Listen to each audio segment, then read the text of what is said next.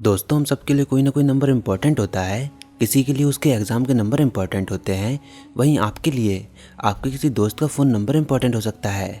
तो जिस तरह आपकी लाइफ के साथ नंबर जुड़े हुए हैं, बिल्कुल उसी तरह हमारे यूनिवर्स के लिए भी कुछ इम्पोर्टेंट नंबर्स हैं जो कि यूनिवर्स के फंडामेंटल कंसेप्ट्स को डिफाइन करते हैं। इन नंबर्स की यूनिवर्स में एक पर्टिकुलर वैल्यू होती है जिनको हम कॉन्स्टेंट्स कहते हैं। अब ये नंबर्स यूनिवर्स के लिए इतने ज़रूरी क्यों हैं? क्योंकि ऑलरेडी हम इस बात को जानते हैं कि mathematics is the language in which God has written the universe. तो आज इस वीडियो में हम कुछ कॉस्मिक नंबर्स को जानेंगे, the numbers which defines the universe.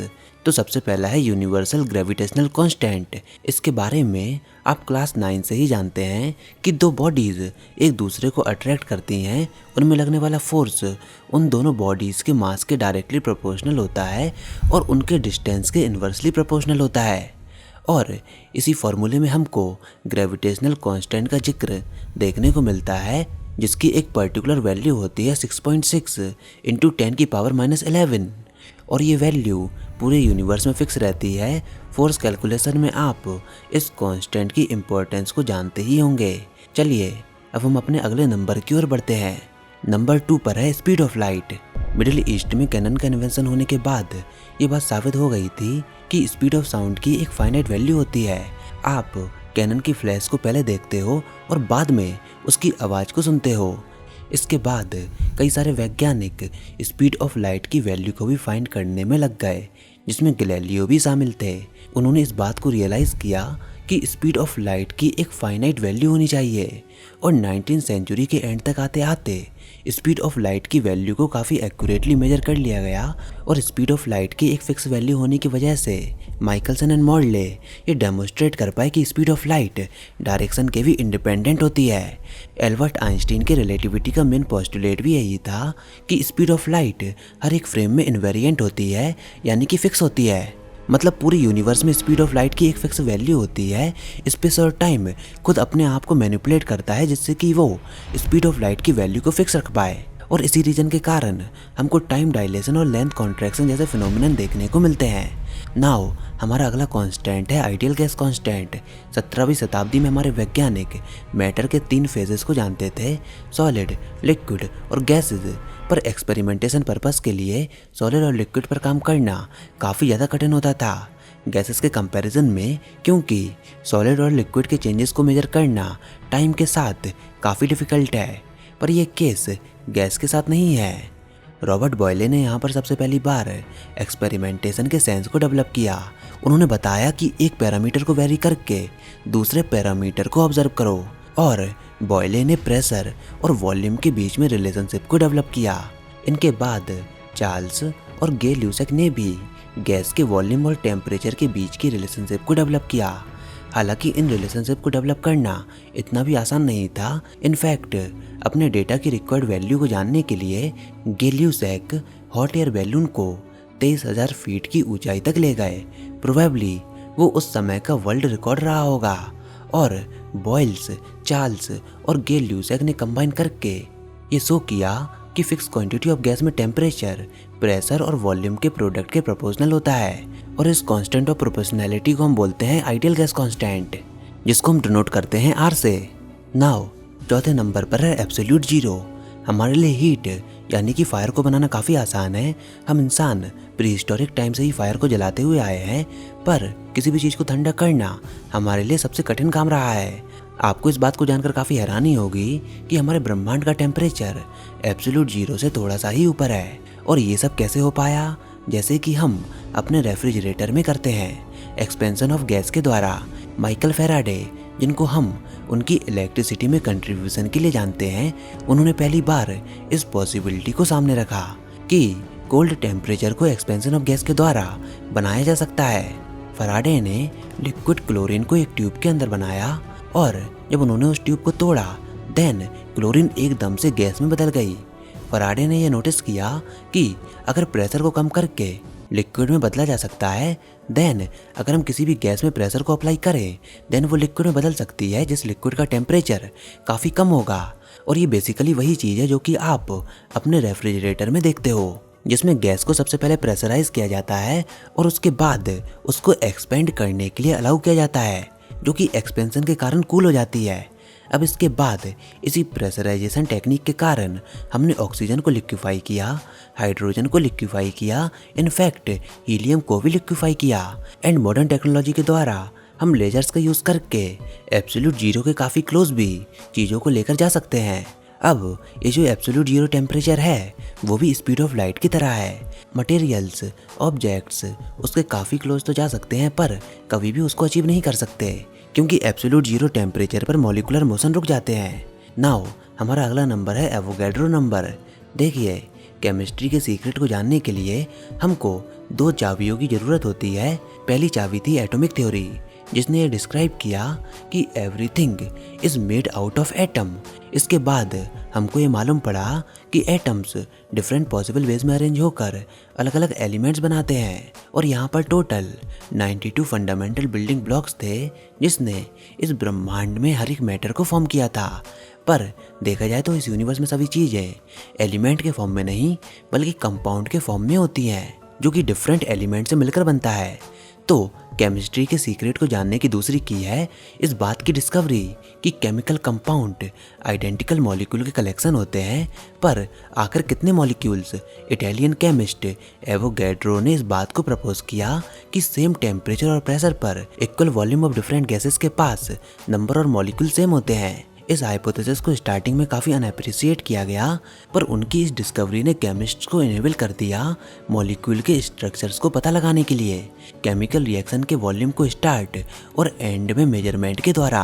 अब एवोगैड्रो नंबर को ऐसे डिफाइन किया जाता है कि number of atoms in 12 gram of carbon, और इसकी वैल्यू निकल कर आई 10⁻23, और ये नंबर 1 मोल में प्रेजेंट नंबर ऑफ मॉलिक्यूल को भी डिनोट करता है। अब जिस तरह हम केमिस्ट्री की इन मिस्ट्रीज को जानते हैं कि यूनिवर्स की मिस्ट्रीज को भी हम जानते हैं। अगर आप यूनिवर्स की मिस्ट्रीज को जानना चाहते हो देन आज ही कुकू एफएम की book summary theory of everything को जरूर सुने। अगर आप नहीं जानते कि कुकू एफएम क्या है, तो ये इंडिया का लीडिंग ऑडियो बुक प्लेटफॉर्म है जहाँ पर आपको 1000 आवर से भी ज़्यादा का कंटेंट मिलेगा। And made in India app होने के कारण ज़्यादातर कंटेंट आपको सभी रीजनल लैंग्वेज में मिल जाएगा। एंड अगर आप 19 जून तक हमारा कूपन कोड घर50 यूज़ करते हो तो आपको इंस्टेंट 50% का डिस्काउंट मिल जाएगा, और इसका अमेजिंग सब्सक्रिप्शन आपको 199 रुपीज़ के अमेजिंग प्राइस में मिल जाएगा। तो या डिस्क्रिप्शन में दिए गए लिंक से डाउनलोड करके आज ही यूनिवर्स की मिस्ट्रीज़ को जानिए ना। हमारा नेक्स्ट नंबर है relative strength of electricity and gravity. अगर आप सर्दियों के दौरान अपनी कारपेट पर मूव करते हो देन आप इस बात को काफ़ी अच्छे से जानते होंगे कि आप कितनी ज़्यादा स्टैटिक इलेक्ट्रिसिटी को अपने अंदर डेवलप कर लेते हो। उस स्टैटिक इलेक्ट्रिसिटी के द्वारा आपके स्किन के हेयर खड़े होने लगते हैं। ये इस बात का डेमोस्ट्रेशन है कि ग्रेविटी के कंपैरिजन में इलेक्ट्रिसिटी कितनी ज़्यादा स्ट्रॉन्ग है। हमारी पूरी अर्थ अपना पूरा ग्रेविटेशनल फोर्स लगा रही है कि वो ऑब्जेक्ट को नीचे ढकेल पाए, पर फिर भी स्टैटिक इलेक्ट्रिसिटी का स्मॉल अमाउंट ग्रेविटी को डिफीट करता है। अब ये फैक्ट कि इलेक्ट्रिसिटी ग्रेविटी से काफ़ी स्ट्रॉन्ग है, ये लाइफ की एग्जिस्टेंस के लिए काफ़ी ज़रूरी है। लाइफ केमिकल और इलेक्ट्रिकल रिएक्शन के द्वारा पॉसिबल हो पाती है। हमारी बॉडी में जितनी भी केमिकल रिएक्शन होती हैं इन सब के लिए कहीं ना कहीं इलेक्ट्रिकल एक्टिविटीज रिस्पॉन्सिबल होती हैं। कोई भी केमिकल रिएक्शन इलेक्ट्रॉन के द्वारा पॉसिबल हो पाती है। हमारा ब्रेन, हमारा रिस्पॉन्स सब कुछ इलेक्ट्रिकल सिग्नल पर वर्क करता है। अगर इलेक्ट्रिक फोर्स ग्रेविटी के कंपैरिजन में काफ़ी वीक होता देन लाइफ हमारे लिए काफ़ी डिफिकल्ट होती ना। हमारा अगला कांस्टेंट है बोल्ट्जमैन कांस्टेंट। हम सब इस बात को जानते हैं कि वाटर हमेशा नीचे गिरता है ना कि ऊपर। किसकी वजह से? ग्रेविटेशन की वजह से।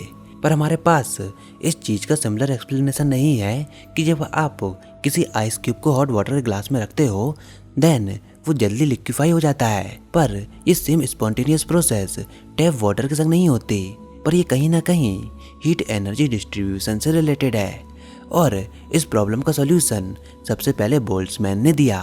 उन्होंने डिस्कवर किया कि यहाँ पर टैप वाटर में एनर्जी डिस्ट्रीब्यूशन के कई सारे रास्ते हैं अगर हम उसको हॉट वाटर से कंपेयर करें, क्योंकि नेचर एक परसेंटेज प्लेयर है, हमेशा मोर लाइकली वे के साथ चीज़ों को परफॉर्म करना चाहता है, डिसऑर्डर को बढ़ाना चाहता है। आपके रूम को गंदा करने के कई सारे रास्ते होंगे जबकि उसको पहले जैसी कंडीशन में लाने के काफ़ी कम रास्ते होंगे। बोल्ट्जमैन की एंट्रोपी इक्वेशन इसको रिलेट भी करती है, पर स्टार्टिंग में उनकी इक्वेशन पर किसी ने भी विश्वास नहीं किया और उनकी डेथ के बाद उनको इम्पोर्टेंस मिला और उनके ग्रेव पर अभी भी लिखा हुआ है S=KLN-ओमेगा। नाउ अगला है प्लैंक्स कांस्टेंट। दरअसल प्लैंक कांस्टेंट का जिक्र आपको क्वांटम थ्योरी में कई जगह पर सुनने को मिला होगा। ये कांस्टेंट पूरी क्वांटम मैकेनिक्स में मौजूद है। दरअसल प्लैंक के अनुसार ये एनर्जी का सबसे स्मॉलेस्ट पैकेज है जिसको कहा जाता है क्वांटा, और प्लैंक कांस्टेंट क्वांटा के साइज को बताता है। प्लैंक कांस्टेंट के बारे में हम किसी और वीडियो में पूरे डिटेल में बात करेंगे। ना हमारा अगला कांस्टेंट है चंद्रशेखर लिमिट। आप ये तो जानते ही होंगे कि ज़्यादातर लाइफ एलिमेंटल कार्बन से मिलकर बनी हुई है। इसके अलावा लाइफ को और भी कई सारे हैवियर एलिमेंट की ज़रूरत होती है। अब इस पूरी यूनिवर्स में केवल एक ही प्रोसेस है जिसके द्वारा हैवी एलिमेंट बन पाते हैं, और वो प्रोसेस है सुपरनोवा। बड़े बड़े स्टार्स सुपरनोवा एक्सप्लोजन करते हैं और उनसे हैवियर एलिमेंट बन पाते हैं जो कि पूरी यूनिवर्स में स्प्रेड होते हैं। अब कोई स्टार सुपरनोवा करेगा या नहीं ये उसके साइज पर डिपेंड करता है। स्टार्स जो कि हमारे सन के साइज से थोड़े ज़्यादा होते हैं वो बनाते हैं वाइट ड्वार्फ। पर अगर कोई स्टार एक पर्टिकुलर लिमिट को एक्सीड करता है जिसको हम बोलते हैं चंद्रशेखर लिमिट, देन वो स्टार सुपरनोवा एक्सप्लोजन करेगा। चंद्रशेखर लिमिट अप्रॉक्सीमेटली हमारे सन के मास से 1.4 टाइम्स है। दरअसल सुब्रमण्यम चंद्रशेखर ने 20 साल की उम्र में इसको डिस्कवर किया theories of standard composition, relativity और क्वांटम मैकेनिक्स को कंबाइन करके, जब वो अपनी इंडिया से इंग्लैंड की ट्रिप पर थे। ना हमारा अगला कांस्टेंट है ओमेगा। हम जानते हैं कि कैसे हमारा यूनिवर्स बना और ये कितने साल पुराना है, पर हम इस बात को नहीं जानते कि ये कब खत्म होगा।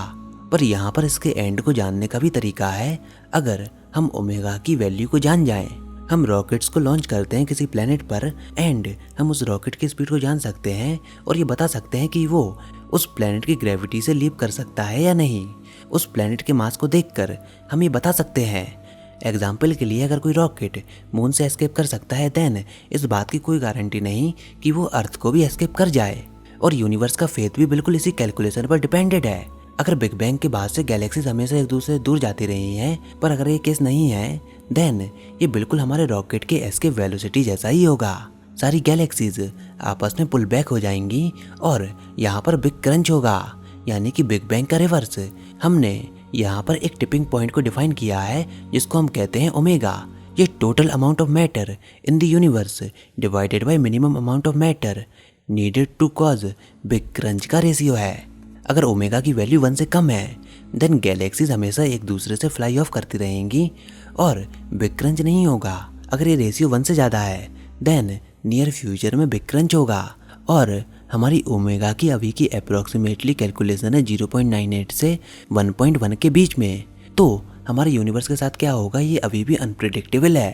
तो फिलहाल ये थे यूनिवर्स से जुड़े हुए कुछ नंबर्स। आई होप आपको ये वीडियो ज़रूर पसंद आई होगी। अगर ऐसा है तो इस वीडियो को लाइक कीजिए, अपने दोस्तों के साथ शेयर कीजिए, और अगर आपने हमारा चैनल अभी तक सब्सक्राइब नहीं किया देन इसको सब्सक्राइब कर लीजिए ताकि आगे आने वाली कोई वीडियोस और अपडेट्स आपसे मिस ना हो पाएँ।